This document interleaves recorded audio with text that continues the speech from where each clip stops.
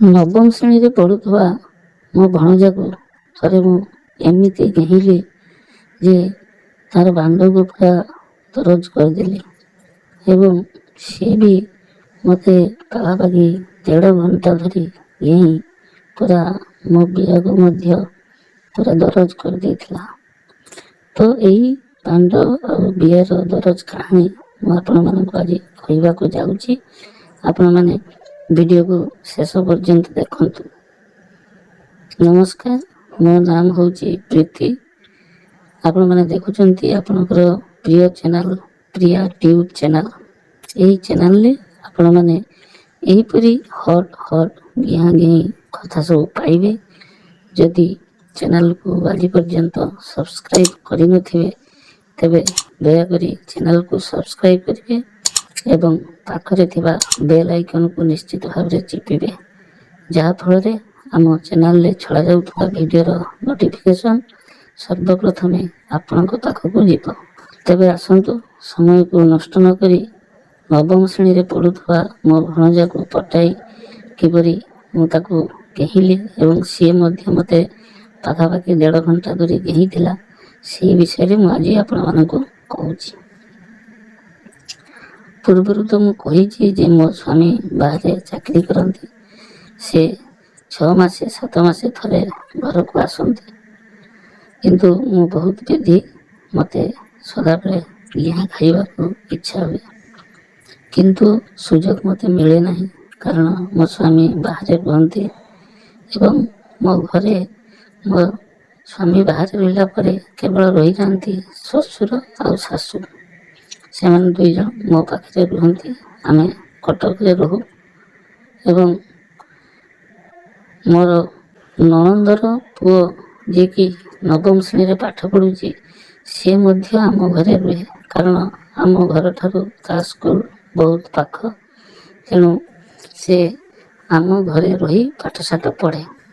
ତ ମାଇଁ, ଭଣଜା ଏବଂ ମୋର ଶାଶୁ ଏବଂ ଶ୍ୱଶୁର, ଏଇ 4 ଜଣ ହିଁ ଆମେ ଘରେ ରହୁ। ମୁଁ ତ ପୁରୁଣା ବେଦି, ସବୁବେଳେ ମୋତେ ଘିଆଁ ଖାଇବାକୁ ଇଚ୍ଛା ହୁଏ। ରାତିରେ ଏକୁଟିଆ ଶୋଇଥିଲା ବେଳେ ମୁଁ ମୋ ବିଆରେ ଆଙ୍ଗୁଠି ଗେଞ୍ଜେ, ମୋ ଦୁଧକୁ ଆଇନାରେ ଦେଖେ ଏବଂ ଦୁଧର ମୁଣ୍ଡିକୁ ମୁଁ ଚିପୁଡ଼େ, ଏମିତି କରେ ଏବଂ ଏହିସବୁ କରି ଯେତେବେଳେ ମୋତେ ଟିକେ ଶାନ୍ତି ଲାଗେ ମୁଁ ସେତେବେଳେ ଶୁଏ। କିନ୍ତୁ ସମ୍ପୂର୍ଣ୍ଣ ଶାନ୍ତି ମୁଁ ପାଇପାରେ ନାହିଁ, କାରଣ ବାଣ୍ଡରେ ଘେହିବା ମଜା ଆଉ ଆଙ୍ଗୁଠି ଗେଞ୍ଜିବା ଦୁଇଟି ଏକା କଥା ନୁହେଁ। ଯଦି ଆପଣ କେବେ ବିଆରେ ଆଙ୍ଗୁଠି ଗେଞ୍ଜୁଥିବେ ତେବେ ନିଶ୍ଚିତ ଆପଣ ଜାଣିଥିବେ ଯେ ସେ ଶାନ୍ତି ବାଣ୍ଡର ଶାନ୍ତି ସହିତ ସମାନ ହେବ ନାହିଁ। ତେଣୁ ମୋର ଲୋଲୁପ ଦୃଷ୍ଟି ମୋ ଭଣଜା ଉପରେ ପଡ଼ିଲା ଏବଂ ତାର ମଧ୍ୟ କାରଣ ଅଛି। ଥରେ ଭଣଜା ଗାଧୋଉଥିବା ସମୟରେ ମୁଁ ତାର ବାଣ୍ଡଟିକୁ ଦେଖିଦେଇଥିଲି। ବହୁତ ଲମ୍ବା ଥିଲା ବାଣ୍ଡ, ଟିକେ ସରୁ କିନ୍ତୁ ବହୁତ ଲମ୍ବା। ସେ ଲମ୍ବା ବାଣ୍ଡକୁ ଦେଖିଲା ପରେ ତା ପାଖରୁ କିପରି ମୁଁ ଘିଆଁ ଖାଇବି ସେଇ ଚକ୍କରରେ ଥାଏ, କିନ୍ତୁ ସୁଯୋଗ ମିଳୁନଥିଲା। ଥରେ କ'ଣ ହେଇଛି, ମୋ ଶାଶୁ ଏବଂ ଶ୍ୱଶୁର ତାଙ୍କ ଝିଅ ଘରକୁ ଗଲେ ଏବଂ କହିଗଲେ ଯେ 1 ଦିନ ପରେ ଆସିବେ। ତେଣୁ ଆମେ ଘରେ ରହିଗଲୁ, ଭଣଜା ଏବଂ ମାଇଁ। ତେଣୁ ମୁଁ ଭାବିନେଲି ଯେ ଏଇଟା ହେଉଛି ସୁବର୍ଣ୍ଣ ସୁଯୋଗ, କାରଣ ଏପରି ସୁଯୋଗ ଆଉ ମିଳିନପାରେ। ରାତି ଯେତେବେଳେ ହେଲା ମୁଁ ଭଣଜାକୁ ଖୁଆଇ ପିଆଇ ତାକୁ ଶୋଇବାକୁ କହିଲି। ସେ ଯେତେବେଳେ ତା ରୁମ୍କୁ ଶୋଇବାକୁ ଯାଉଥିଲା, ସେହି ସମୟରେ ମୁଁ ତାକୁ କହିଲି, ଆରେ ତୁମେ ଏକୁଟିଆ କେମିତି ଶୋଇବ? ତୁମେ ଗୋଟେ କାମ କର, ଆଜି ମୋ ରୁମ୍କୁ ପଳେଇ ଆସ ଏବଂ ମୋ ରୁମ୍ରେ ଆସି ଶୋଇପଡ଼। ସେ ମଧ୍ୟ ରାଜି ହେଇଗଲା। ତେଣୁ ଆମେ ଗୋଟିଏ ପଲଙ୍କରେ ଭଣଜା ଏବଂ ମାଇଁ ଶୋଇଲୁ। ଅଧଘଣ୍ଟା ଖଣ୍ଡେ ଶୋଇସାରିଲା ପରେ ଭଣଜାର ଗାଢ଼ ନିଦ ହେଇଗଲା। ମୋର କିନ୍ତୁ ନିଦ ହେଉନଥିଲା। ମୁଁ କେତେବେଳେ ତା ଉପରେ ହାତ ରଖିଦେଉଥିଲି, କେତେବେଳେ ଗୋଡ଼ ରଖିଦେଉଥିଲି, କିନ୍ତୁ ସେ ନିଘୋଡ଼ ନିଦରେ ଶୋଇଥିଲା। ମୁଁ କ'ଣ କଲି ନା ଆସ୍ତେ ଆସ୍ତେ ତା ପେନ୍ଟିକୁ ଖୋଲିଲି ସେ କିନ୍ତୁ ନିଦରେ ଥିଲା, ଜାଣିପାରିଲା ନାହିଁ। ତାପରେ ଦେଖିଲି ତା ଲମ୍ବା ବାଣ୍ଡ। ସେ ବାଣ୍ଡକୁ ହାତରେ ଧରି କିଛି ସମୟ ଖେଳିଲି। ତଥାପି ତା ନିଦ ଭାଙ୍ଗିଲା ନାହିଁ। କିନ୍ତୁ ଆସ୍ତେ ଆସ୍ତେ ଦେଖିଲି ଯେ ତା ବାଣ୍ଡକୁ ହଲେଇଲା ପରେ ଆସ୍ତେ ଆସ୍ତେ ସେ ବାଣ୍ଡ ଟାଣ ହେଇଯାଉଛି। ତେଣୁ ସେ ଯେତିକି ଟାଣ ହେଉଥାଏ ମୁଁ ସେତିକି ତା ବାଣ୍ଡକୁ ହାତରେ ଧରି ହଲାଉଥାଏ। ବେଶ କିଛି ସମୟ ସେହିପରି ତା ବାଣ୍ଡରେ ଖେଳି ସାରିଲା ପରେ ଦେଖିଲି ତା ବାଣ୍ଡ ପୁରା ଷ୍ଟ୍ରଙ୍ଗ ହେଇଗଲା। ତଥାପି ତା ନିଦ ଭାଙ୍ଗି ନଥିଲା। ମୁଁ କ'ଣ କଲି ନା ଆସ୍ତେ କିନା ଉଠି ପଡ଼ିଲି ଏବଂ ତା ବାଣ୍ଡରେ ମୁହଁଟିକୁ ଲଗେଇ ଦେଇ ଚାଟିବାକୁ ଲାଗିଲି। ପ୍ରଥମେ ରହି ରହି ଚାଟିଲି। କିଛି ସମୟ ଚାଟିଛି, ତାର ନିଦ ଆସ୍ତେ ଆସ୍ତେ ଭାଙ୍ଗିଲା। ସେ ଯେତେବେଳେ ନିଦ ଭାଙ୍ଗି ଉଠି ପଡ଼ିଲା ଏବଂ ମୋତେ କହିଲା, ମାଇଁ ଏସବୁ କ'ଣ ହେଉଛି? ମୁଁ କହିଲି, ଆରେ କିଛି କଥା କହନି, ଆଜି ମୁଁ ନିଜକୁ ସମ୍ଭାଳି ପାରୁନାହିଁ। ସେ କହିଲା, ମାଇଁ ଏସବୁ ଖରାପ କଥା। ମୁଁ କହିଲି, ଆରେ କିଛି ଖରାପ କଥା ନୁହେଁ। ତମେ କେବେ କାହାକୁ ଘେହିଛ? ସେ କହିଲା, ନା, ମୁଁ କେବେ କାହାକୁ ଘେହି ନାହିଁ। ମୁଁ କହିଲି, ତାହେଲେ ତମେ ଯଦି ଏବେଠୁ ଡିଆଁ ନ ଶିଖିବ ତେବେ ତୁମେ ବଡ଼ ହେଲେ କେମିତି ଘେଇବ? ତେଣୁ ଆଜି ମୁଁ ତୁମକୁ କେମିତି ଘିଆଯିବ ମୁଁ ସବୁ ଶିଖାଇ ଦେବି। ସେ ବି ଆଉ କିଛି କହିଲା ନାହିଁ। ମୁଁ କ'ଣ କଲି ନା ମୋର ଲୁଗାପଟା ସବୁ ଖୋଲିଦେଲି ଏବଂ ରୁମ୍ରେ ଲାଇଟ୍ଟିକୁ ଦେଇଦେଲି। କାରଣ ଘରେ ତ କେହି ନାହାନ୍ତି। ତେଣୁ ମୋର ଆଉ ଡର କାହାକୁ? ତେଣୁ ସେ ଆଲୋକରେ ଯେତେବେଳେ ମୋର ଉଲଗ୍ନ ଶରୀରଟିକୁ ଦେଖିଦେଲା ସେ ପୁରା ପାଗଳ ହେଇଗଲା। ଖାଲି ଦୁଧ ଆଉ ବିଆକୁ ଚାହିଁ ରହିଲା। ମୁଁ କହିଲି, ଆରେ ଦେଖୁଛ କ'ଣ, କାମରେ ଲାଗିଯାଅ। ସେ କହିଲା, ମୁଁ କ'ଣ କରିବି? ମୁଁ କହିଲି, ଦେଖ, ତମେ ପ୍ରଥମେ ଆଗେ ମୋ ଦୁଧକୁ ଚିପୁଡ଼। ତାପରେ ସେ କାମ ଆରମ୍ଭ କଲା। ସେ କ'ଣ କଲା ନା 5ରୁ 7 ମିନିଟ୍ ପର୍ଯ୍ୟନ୍ତ ମୋ ଦୁଧକୁ ଚିପି ଚାଲିଲା।